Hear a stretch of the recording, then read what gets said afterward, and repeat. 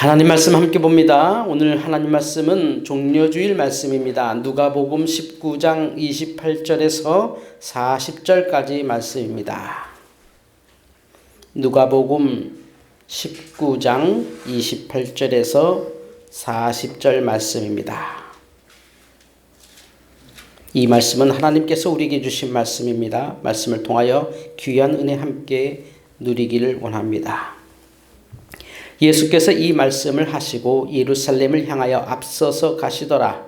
감람원이라 불리는 산 쪽에 있는 벳바게와 베다니에 가까이 가셨을 때에 제자 중 둘을 보내시며 이르시되 너희는 맞은편 마을로 가라. 그리고 들어가면 아직 아무도 타보지 않은 나귀 새끼가 매여 있는 것을 보리니 풀어 끌고 오라. 만일 누가 너희에게 어찌하여 푸느냐 묻거든 말하기를 주가 쓰시겠다 하라 하심에 보내심을 받은 자들이 가서 그 말씀하신 대로 만난지라.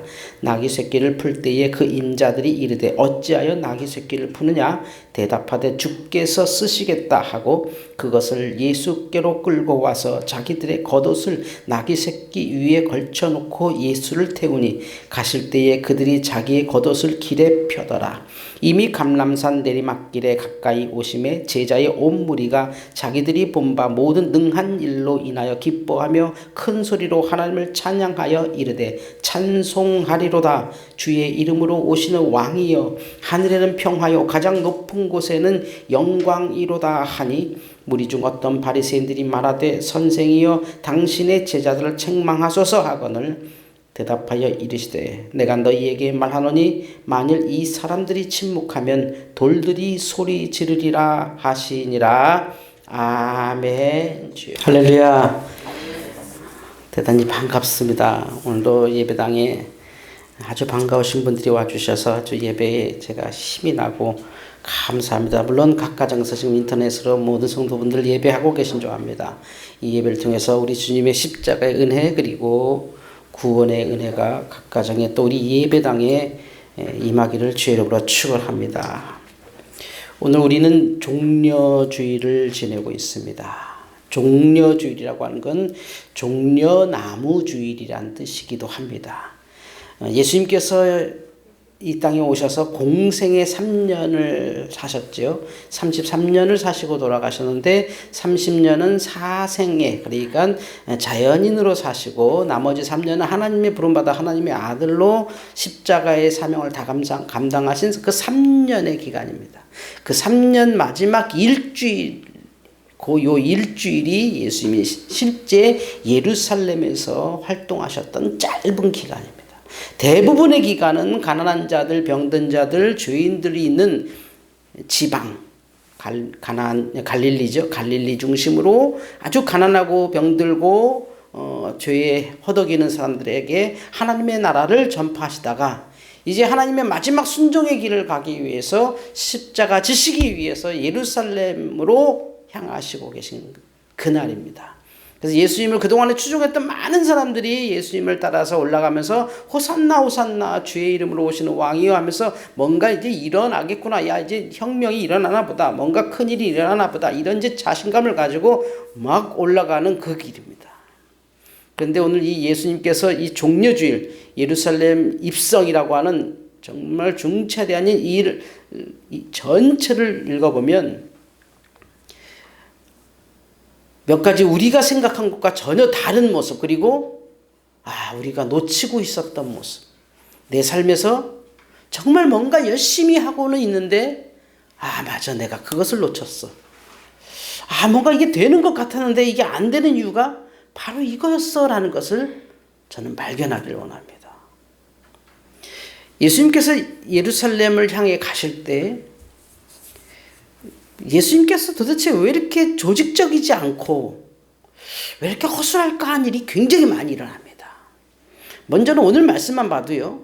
예수님께서 예루살렘에 가실 때 이제 예루살렘 올라가는 그 행사를 진행하시는데 나귀 새끼를 타고 가시려고 해요. 겸손의 왕을 표현하시는 건데 나귀 새끼를 타고 가는데 그게 제자들도 몰랐던 나귀 새끼였다는 거죠. 예수님께서 벳바게쯤에 가서 너희 저기 어디 가면 나귀 새끼 한 마리 묶어놨는데 그거 풀고 와라. 두 제자를 보냅니다. 그리고 만약에 그 나귀 주인이 왜 그거 왜 푸세요? 그러면 주께서 쓰시겠다 해라. 그러면 허락할 거다. 그러니까 제자들도 지금 모르는 거의 즉흥적인 것 같기도 하고 조금 아무도 모르는 그 일을 지금 주님은 묵묵히 하고 계십니다. 그러니까 제자들의 동의도 일어나지 않았고 제자들이 지금 이왕 예루살렘 갈 거면 좀 멋지게 백마를 타시든지 뭐 좀 가마를 타시든지 이 나귀를 탈 거면 좀 이렇게 건장한 나귀 준비해서 좀 뭔가 좀 규모가 있게 보이고 이왕 똑같은 거면 좀 멋있어 보이고 높아 보이고 규모 있게 보이는 게 더 메시지가 강할 것이고 더 예루살렘에 효과적일 거야. 그 제자들은 당연히 그렇게 생각하죠. 우리라도 그렇게 하죠. 똑같이 하면 이왕이면 더 멋진 거 같은 것이면 좀 멋지고 좀 폼나고 좀 당연히 이렇게 어필이 되는 것 좀 사람들에게 이렇게 설득력 있는 기획을 해야 되고 준비를 해야 되지 않겠습니까? 기왕 좋은 거니까 이건 정말 너무나 좋은 거니까 이왕이면 잘해야 되지 않겠습니까? 근데 주님의 오늘 이 예루살렘 입성을 보면 허술하기가 짝이 없단 말이죠. 즉흥적이고 허술하고 3년간 제자들을 그렇게 훈련시키셨는데 특히 12제자들 같은 경우는 철저히 훈련시키셨는데 이 12제자들도 별로 조직화되지 않은 모습이 지금 등장돼요. 이렇게 중요한 예루살렘 3년을 이제 예수님이 목회하시고 드디어 예루살렘에 뭔가 목적을 달성하는데 물론 그게 예수님의 생각과 제자들의 생각이 설령 다른 거라고 해도 예수님은 십자가를 지시기 위해서 가는 길이고 제자들은 뭔가 권력을 타면서 가는 길이라고 해도 최소한 그 들어가는 그 입성식만큼은 좀 제자들이 좀 제대로 준비했어야 되지 않을까요? 그 정도로 좀 허술한 거죠. 이렇게 조직이 허술하고 이렇게 약해서 무슨 일을 하겠습니까? 근데 주님은 지금 그 길을 가고 있는 거거든요. 어쨌든 간에 이제 나귀를 이제 빌렸습니다. 아니나 다를까 두 제자가 예수님의 심부름대로 어느 마을에 갔더니 나귀 새끼 한 마리가 정말 묶여 있는 거예요. 저 나귀구나. 가서 이제 푸니까 당연히 나귀 주인이 그거 왜 푸십니까? 하니까 주님이 쓰신다 그랬다는데요. 그랬더니 예, 쓰십시오 하고 허락하고 이제 가져갔단 말이죠. 나귀 새끼를 이렇게 가져가는데 다른 성경에 의하면 이제 나귀를 타고 옆에 새끼를 끌고 갔다라는 표현도 있어요. 어쨌든 이거나 저거나 이제 같은 내용이죠. 나귀를 타고 가시는데 뭐 사람들이 이제 뭐 하나보다 하고 이제 드디어 주님의 추종자들 굉장히 많았던 것 같은데 호산나 호산나 외치고 이제 뭔가 왕의 대관식 같이 행사가 일어나는 겁니다.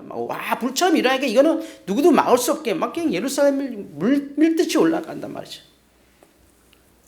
그런데 그 모습을 봤던 바리새인들이 예수님의 제자들을 꾸짖어 달라고 이게 지금 얼마나 신성 모독이고 이게 얼마나 지금 사회를 어지럽히는 일인지 아느냐 그럼 꾸짖어 주십시오 했더니 예수님께서 말씀하시죠. 이 사람들이 입을 닫으면 돌들이 소리칠 거다.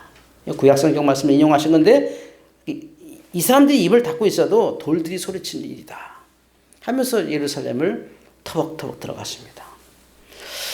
그런데 지금 제가 설명한 모든 과정을 여러분이 한번 되새겨보세요. 별로 폼나지가 않아요. 참 규모 없고 참 즉흥적이고 조직이 약해요. 그래서 아니나 다를까 이 조직이 약하니까 예수님이 십자가에 지시기 위해서 그 정적들에게 잡힌 순간 이 조직은 와해돼 버려요. 순간적으로 확 사라져 버립니다. 그날 밤 순간 세종 목요일 이후에 주님께서 잡히시는데 이번 주 목요일이 되겠죠. 딱 밤에 딱 잡히시는데 그 순간 그냥 조직이 사라져 버리죠. 이 정도로 주님은 조직 관리를 못하셨고 정말 아무것도 아닌 정말 아무도 남지 않는 그냥 어머니 생모 어머니만 남아있는 그리고 사랑하는 제자 요한 정도만 십자가 곁에서 멀리 남아있고 나머지 제자는 다 그냥 확 흩어지죠. 지금 이렇게 의리의리해도 이렇게 올라가는 건 그럴듯하고 호산나 호산나 외치던 사람들이 당장 십자가 지려고 했더니 싹 사라졌다는 거죠. 예수님이 잡히는 순간 그냥 장기판에 장군이 죽은 것처럼 그냥 그 졸개들이 싹 사라지는 것처럼 그 장기판이 끝난 것처럼 예수님이 잡히시는 순간 모든 제자들 그동안에 받았던 훈련 그동안에 받았던 기적 그동안에 보았던 역사 그동안에 누렸던 은혜 이건 다 사라지고 나 살려라고 다 도망갔다는 거죠. 여기서 우리는 이 생각해야 됩니다. 도대체 주님은 왜 이렇게 목회를 비조직적으로 하셨고 왜 이렇게 목회를 허술하게 하셨지? 아니 도대체 3년간 목회를 어떻게 하셨길래 주님이 이런 순간에 아무도 주님의 편에 들지 않을까라는 거죠. 규모도 없고 조직도 없고 그럴듯한 것도 없고 행색도 초라하고 이왕 예루살렘 가실 거면 좀 뭐 왕의 옷이라도 입든지 좀 뭔가 좀 이렇게 좀 그럴듯한 그림이라도 그리고 가셔야지. 그냥 평상시대로 그냥 초라하게 나귀새끼 타고 그냥 터벅터벅 올라가는 이게 도대체 이게 못마땅하잖아요. 여러분이면 그런 조직을 따라가겠습니까? 아니면 규모가 딱 잡혀서 막 뒤에서 막 풍악도 울리고 막 앞에서 선동도 하고 구호도 외치고 막 그런 데를 따라가겠습니까? 요즘은 그런 일을 잘 볼 수 없는데 저희 어렸을 때는 동네 소독차가 수시로 지나갔습니다. 뒤에 그냥 허연 연기를 뿜고 막 지나가면 온 동네 애들이 그 뒤를 막 쫓아갔거든요. 그 정도로 지금 허술한 거예요. 왜 그랬을까요? 주님은 그냥 너무 고상하시니까 뭐 그런 거 신경 안 쓰시고 뭐 그냥 괜찮다 하셨을까요? 도대체 주님은 왜 그런 방법으로 들어가셨을까요? 이게 오늘 저는 우리가 놓치는 게 있다고 봅니다. 우리가 이걸 놓쳐서 그동안에 우리가 헛고생을 하는 거 아닌가? 지금 이 시대에 하나님께서 특별히 교회 쪽을 향하여 굉장히 질타를 많이 하시죠. 시험하시는 것 같기도 하고요. 어떤 하나님께서 우리를 이렇게 흔들어 보시는 것 같기도 해요. 뭐 뉴스를 못 볼 정도로 뉴스만 봤다가는 그냥 교회 여기 그냥 자연스럽게 나오는 이게 뭐 기독교인 게 무슨 죄인인 것처럼 교회 존재 자체가 무슨 바이러스 덩어리인 것처럼 느껴지는 이 시대 아니겠어요? 그럴 때 진짜 우리가 도대체 도대체 어디에 무엇에 문제가 있었을까라는 것이 바로 저는 이 종려주일 예수님께서 예루살렘에 입성하는 모습을 통해서 배울 게 있다고 생각합니다. 다시 말씀드리면 이 초라한 행색 이게 왜 효과가 있었을까요? 결국은 이 초라한 예수님의 예루살렘 입성 이게 전 인류의 역사를 바꾸거든요. 어떤 학자들은 그래요. 지구 역사가 2020년 전과 후로 바뀔 것이다. 이것은 다시 돌이킬 수 없는 질서의 재편이 일어날 것이다. 2020년 전과 2020년 이후로 지구의 역사가 바뀔 것이라고 얘기하는데 그럴 것 같기도 해요. 그러면 지금 2020년 이후의 교회는 어디로 가야 되느냐? 아니 2020년에 나는 20년 이후에 나는 지금 어디로 가야 되느냐 이제 우리가 알아야 되지 않겠어요? 예수님께서 바로 이 예루살렘 십자가 지식에서 들어가는 이 장면을 통해서 우리가 아주 중요한 것을 배울 수가 있어요. 저는 그걸 봅니다. 질문을 역으로 해야죠. 주님은 왜 그랬을까요? 한번 생각하죠.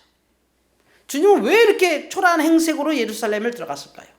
왜 이렇게 조직도 안 해놨을까요? 왜 이렇게 규모도 없었을까요? 왜 이렇게 행색이 초라할까요? 저희 교회가 4.14 생활관 하다 보니까 전국의 많은 목사님들이 저희 교회를 방문하실 기회가 많죠. 방문하시면서 목사님들이 깜짝 놀랍니다. 두 가지 놀라는데요. 4.14 생활관이 시작된 교회라고 해서 목사님들은 많은 기대를 하고 오십니다. 두 가지 놀라는데 저희 교회가 위치한 것이 너무 낙후해서 놀랐어요. 여기가 강남이야. 또 하나는 이렇게 작은 교회였어? 전국에 모르는 교회 사람들이 없는 정도의 사역인데 이렇게 작은 데서 그런 일이 일어났어? 라는 이 두 가지에 깜짝 놀라죠.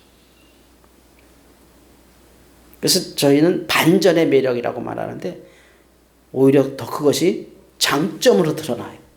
만약에 우리 교회가 흔히 얘기하는 대형 교회라고 하는 10,000명 이상의 성도가 모이는 큰 교회였다 그러면 우리 사역을 통해서 큰 교회는 늘 잘하니까 이랬겠죠. 만약에 우리 교회가 화려한 예배당을 가지고 있고 어마어마한 규모로 자리 잡고 있다면 큰 교회는 다르긴 달라 이랬겠죠. 그런데 여기 와서는 충격을 받거든요. 어떤 분은 도전을 받기도 하고 어떤 분은 놀라기도 하고 여러 가지 반응이 있어요. 근데 그게 어떤 효과를 내냐면 아주 교회와 규모는 싹 사라지고 그 사역의 핵심만 바라보게 한다는 거죠. 뭐길래 이렇게 조그만 교회에서 이런 일이 일어났을까? 이게 뭐길래 이런 일이 지금 진행이 되고 있을까? 이 말씀을 드린 이유는 오늘 바로 예수님께서 이 예루살렘 입성하는 종려주일날 주님은 왜 그랬을까에 대한 답이 바로 이 본문에 있다고 봐요. 왜 주님은 그렇게 조직적이지도 않고 규모도 없고 폼도 안 나고 남들에게 보일 만한 것도 없고 역효과가 난다고. 요즘을 하면 차라리 그렇게 할 거면 역효과가 나. 안 보이는 게 좋아. 그냥 블라인드 처리하고 그냥 신비주의로 가는 게 좋겠다. 예수님은 산에만 계시고 안 보이고 좀 신비주의로 갔으면 좋겠다. 그러면 예수님의 무리가 굉장히 많아졌을 거예요. 진짜 어마어마하게 많았을 겁니다. 예수님께서 신비주의로 갔다. 그냥 설교만 탁 하시고 멋있게 말씀해 주시고 또 기적을 나타내시고 딱 산에 가서 엎드려 계시면 사람들은 예수님에 대해서 막 입에서 입으로 막 없었던 얘기까지 막 더해가면서 막 신비하게 막 만들어 갈 거예요. 근데 예수님은 군중 안에 있었고 죄인과 함께 먹고 세리와 함께 먹고 마시고 잔치하고 창기와 함께 말씀 나누고 하는 이런 삶을 사시기 때문에 아주 가까이서 예수님 보면 행색이 초라하거든요. 아무리 대단한 사람도 가까이서 보면 초라하거든요. 근데 주님은 왜 그 길을 갔을까요? 왜 이렇게 조직적이지도 않고 왜 이렇게 신비주의도 없고 왜 이렇게 있는 행색 그대로 그냥 초라하게 그 길을 가셨을까? 질문에 답이 있습니다만 오늘 본문이 말하는 건 이거입니다. 그게 목적이 아니기 때문입니다. 간단한 겁니다. 주님께서 예루살렘에 가신 것은 규모를 보이려고 하는 것도 아니고 자신이 얼마나 위대한 사람인지를 보이려는 것도 아니고 자신의 주장을 관철시키기 위함도 아니고 그냥 우리의 이 새로 구성되는 이런 종교 운동이 이렇게 엄청나다는 걸 드러내려고 하는 것도 아니고 목적이 완전히 다른 데 있었는데 딱 하나죠. 십자가 지러 가시는 거니까요. 십자가, 하나님의 말씀 순종하는 마지막 십자가만을 위해서 지러 가는 길이기 때문에 그 모든 것은 주님께는 전혀 관심사가 아닌 거죠. 그게 무슨 어떤 조직이 필요해서 하는 일도 아니고 어떤 추종자가 있어서 가능한 일도 아니고 이건 오직 주님 혼자 하셔야 되는 일이니까. 이게 제자들이 조직적으로 돼 있다고 십자가 지는 일이 더 거룩해진다거나 사람들이 좀 이렇게 멋있는 기독교를 만들어서 그냥 그럴듯한 성전 속에서 십자가 지신다고 그게 더 특별해 보이는 게 아니거든요. 이건 주님이 결단하시는 것이고 주님이 순종하는 것이고 주님이 이루는 일이기 때문에 사실 그 모든 일이 필요가 없는 거죠. 관심도 없고 필요도 없어지는 것이죠. 그러니까 초라한 주님만 딱 보이는 거죠. 이게 교회인 거죠. 오늘 우리가 놓치고 있는 게 진짜 그 초라한 주님의 모습이 아니라 그걸 좀 돋보이게 하려고 했던 우리의 모습 때문에 오히려 진짜 주님에 가려고 했던 그 모습이 우리에게는 안 들어오는 거죠. 그러니까 좋다 나쁘다가 주님에 갔던 그 길이 아니라 지금의 내 감정으로 내가 기분이 좋으면 좋은 것이고 내가 느낌이 좋으면 좋은 것으로 그냥 변질해버린 거죠. 우리 스스로가. 그러니까 내가 어떤 지위에 있느냐 어떤 형식을 갖고 있느냐 이게 아니라 진짜 중요한 것은 지금 나는 무엇하고 있느냐 하는 거죠. 주님의 길을 걷고 있느냐 아니면 폼만 잡고 있느냐 내가 남에게 보이려고 신경 쓰이느냐 아니면 정말 행복하느냐. 현대인들의 가장 큰 소망은 행복이라고 합니다. 그런데 깊게 들어보면 행복하길 원하는 게 아니라 행복하게 남에게 보이기를 원하는 거죠. 정작은 자신의 행복은 어떻게 해야 되는지 모르고 남이 보기에 나는 행복해 보이면 된다. 거기에 빠져 있는 것이죠. 그러니까 행복하지가 않아요. 행복할 수가 없어요. 오늘 예수님께서 예루살렘을 가시는 이 길이 바로 그겁니다. 남에게 어떻게 보이려고가 아니라 내가 지금 왜 이 길을 가야 되는지 무엇하러 가야 되는지 그것만을 향해 주님은 가고 계신 거죠. 만약에 지금의 교회가 정말 주님의 십자가를 사랑해서 정말 주님의 십자가를 사모해서 오직 십자가만을 위해서 우리가 예배한다면 우리가 정말 십자가 때문에 예배하고 주님의 고난을 위해서 예배한다면 지금 이런 코로나 상태에서 기독교인들이 모이는 것에 대해서 세상 사람들이 그렇게 질시하지 않을 거예요. 대부분 헌금을 지시하는 이유가 뭐냐면 마치 교회가 모여서 돈을 모으는 것 같잖아요. 헌금 때문에 모인다고 사람들은 생각한단 말이죠. 그것이 99% 오해가 있는 표현이라고 해도 그렇게 비춰진다는 거죠. 정말 기독교인들이 모여서 십자가 지고 세상에서 묵묵하게 남들 대신 희생하고 십자가 지는 삶을 산다면 우리가 교회에 와서 예배하는 것을 그들은 오히려 기대할 거예요. 그런데 교회 가서 예배하고 와도 별로 자기들한테 사랑 베푸는 것 같지 않고 뭐 사회를 위해서 봉사하는 것 같지 않고 뭔가 희생하는 것 같지 않고 뭐 얼마나 수고하고 그 희생하는지는 모르겠지만 그들 보기엔 그냥 자기들만 좋아서 모이는 것 같고 자기들만 천당 가려고 벌벌 떨면서 모이는 것 같고 막 그냥 교회에서 돈 내려가는 것 같고 이렇게 모인다는 거죠. 그러니까 반대하는 거 아닐까요? 만약에 우리가 예수님처럼 십자가 지시기 위해서 주님의 십자가를 지기 위해서 하나님의 그 죽어라 십자가에서 너가 인류를 대신하여 죽어라라고 하는 그 순종을 위해 가는 것처럼 우리가 그렇게 한다면 죽음의 이 사단은 나지 않았다고 저는 생각해요. 물론 교회가 이웃을 사랑해서 당연히 사회적 거리두기 해야죠. 당연히 해야 되는 겁니다. 이건 당연히 해야 되는 것인데 제가 지금 말씀드린 것은 그럼에도 불구하고 대다수 교회가 거기에 참여하는데도 불구하고 아주 일부 교회가 사회적 거리두기를 실패했을 때 거기서 나오는 결과가 실제 나타난 결과보다 더 큰 사회적 여론몰이와 비판이 일어난 것을 말씀드리는 거예요. 우리는 괜찮습니다. 말한다고 괜찮아지는 게 아니잖아요.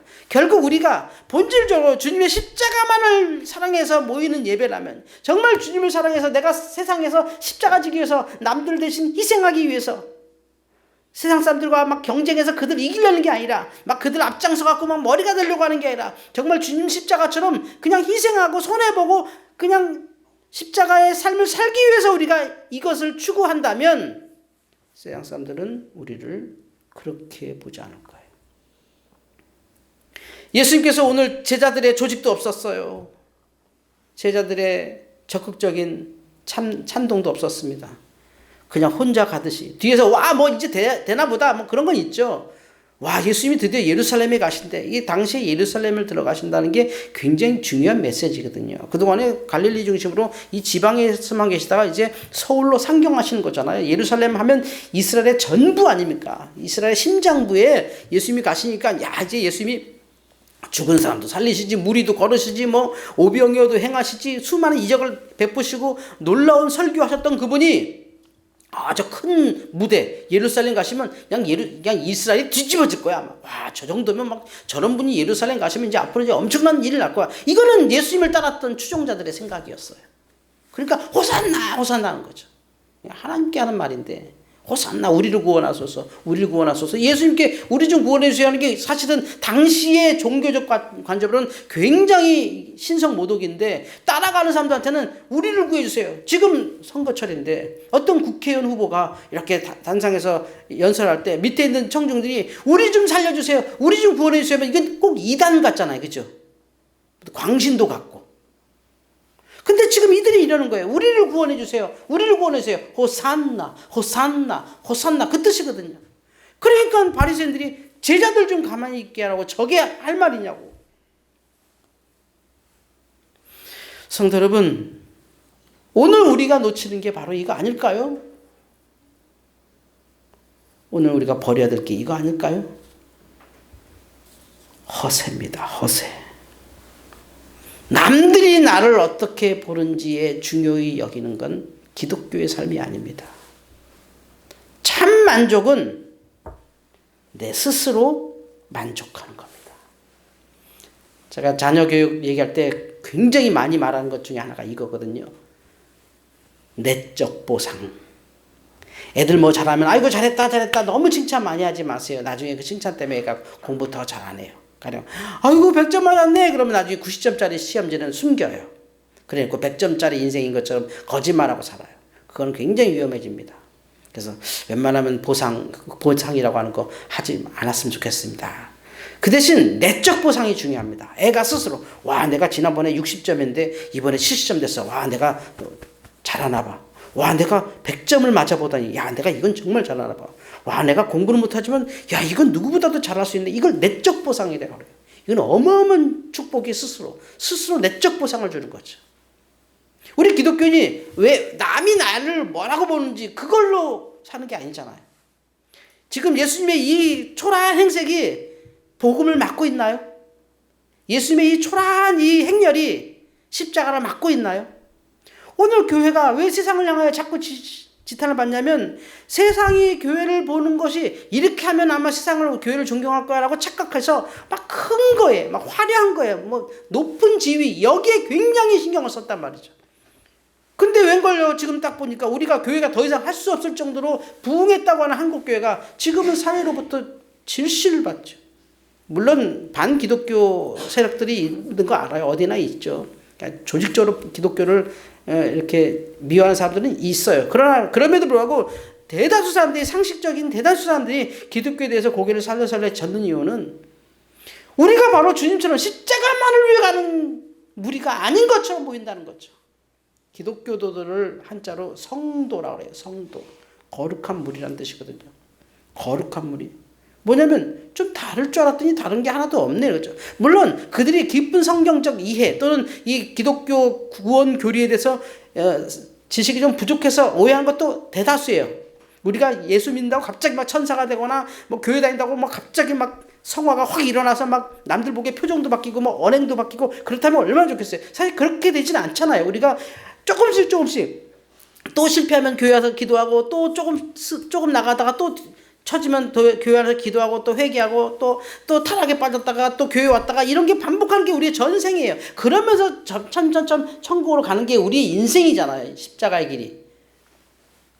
물론 그들의 오해가 더 많겠지만 그럼에도 불구하고 우리 스스로가 회개할 것은 내가 이 허세에 빠져 사는 기독교인 아닐까. 남들이 나를 어떻게 보는지 너무 신경 쓰는 거 아닌가.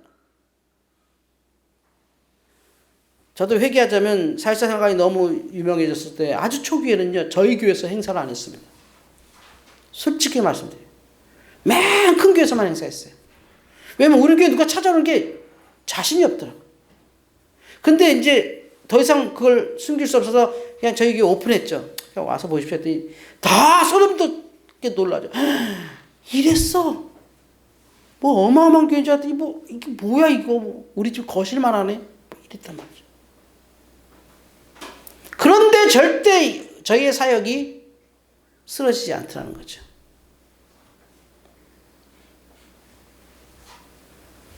있는 그대로 보여주는 게 더 어필이 되더라는 거죠.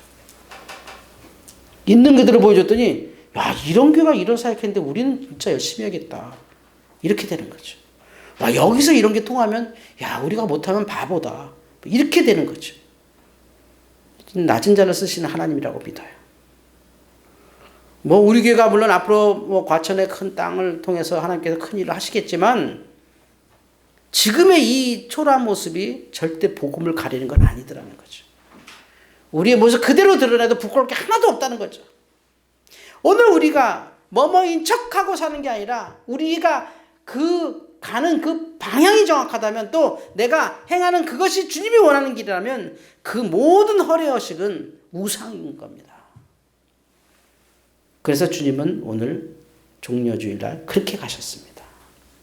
조직도 없고 규모도 없고 행사도 없고 멋진 것도 하나도 없고 그냥 터덕 그 가는 목적지가 중요한 것이지 갈 때 뭘 타고 가는지 누가 따라오는지 누가 어떻게 봐주는지는 하나도 주님께는 중요하지 않았다. 오늘 교회가 버려야 될 게 그것이고 우리 스스로가 버려야 될 게 그것입니다. 이왕이면 제 속에도 여전히 남들이 내가 알고 있는 나보다 좀 더 크게 봐줬으면 남들보다 나를 좀 더 높게 봐줬으면 하는 이 죄성이 반드시 있죠. 남들이 나를 좀 더 폼나게 봐줬으면 남들이 나를 좀 함부로 무시 못했으면 그런 것이 우리 속에 있잖아요.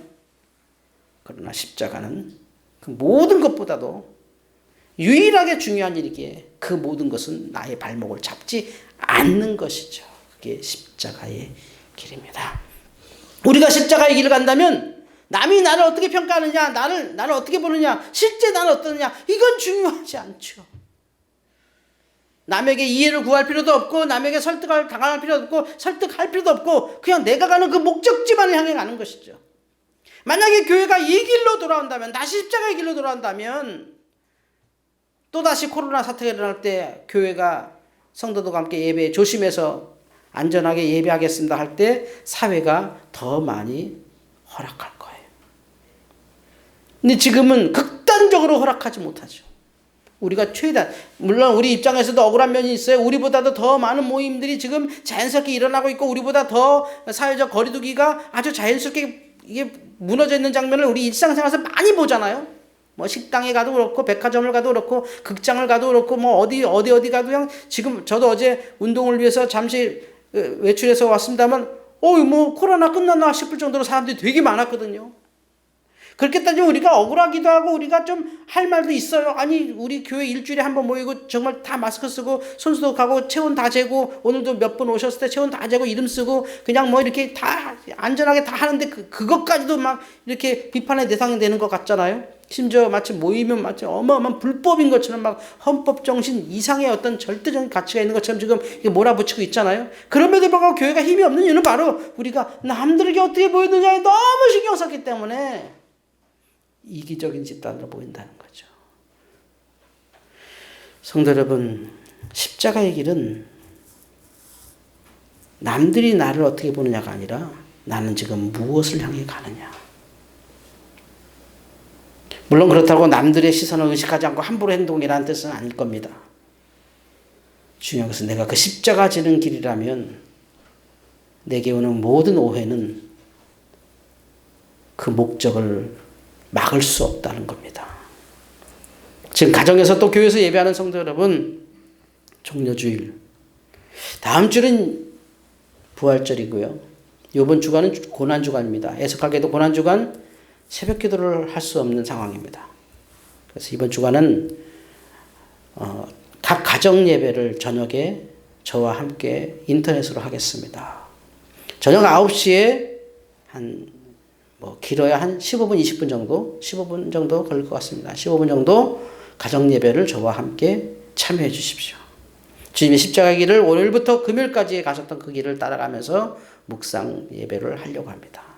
간단한 설교와 또 찬송으로 동참해 주시고 매일 월요일부터 금요일까지는 저녁 9시에 온 가족이 모여서 함께 저희 유튜브 방송에 참여해 주십시오. 그렇게 우리는 고난주간을 대신할 것이고 다음 주 부활주일입니다. 다 모일 수는 없을 겁니다만 부활주일은 부활주일대로 또 하나님께 우리가 영광 돌릴 수 있을 것입니다. 예루살렘에 향하여 가시는 주님의 그 소박한 모습을 오늘 우리는 묵상해 봤습니다. 내가 남이 어떻게 보는지에 신경 쓰느라고 목적을 잃어버렸다면 그 허세를 버리고 목적을 향하여 다시 걸어가는 것. 우리의 목적은 하나밖에 없습니다.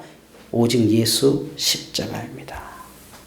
고난의 한 주간 이 십자가 묵상하시면서 우리에게 있는 덕지덕지 붙어있는 이 허세의 우상을 깨뜨리시는 저와 여러분 되기를 주의 이름으로 축원합니다. 기도하겠습니다. 하나님, 종려주일 예수님의 모습을 통하여 우리의 허세를 발견합니다. 아무도 알아주지 않는 길이지만 왕처럼 걸어가신 주님의 길을 우리도 따라가게 하여 주시옵소서. 아무도 모르는 길이지만 십자가의 길이기 때문에 내가 해야 될 일이고 그것이 유일한 하나님의 뜻이기에 가는 우리의 길을 받아 주시옵소서. 성령님, 이제 한 주간 고난주간을 각 가정에서 지내게 됐습니다. 이 고난주간에 하나님의 은총을 베푸셔서 거룩한 부활절을 맞는 교회와 모든 성도들 되게 하여 주시옵소서. 예수님의 이름으로 기도하옵나이다. 아멘.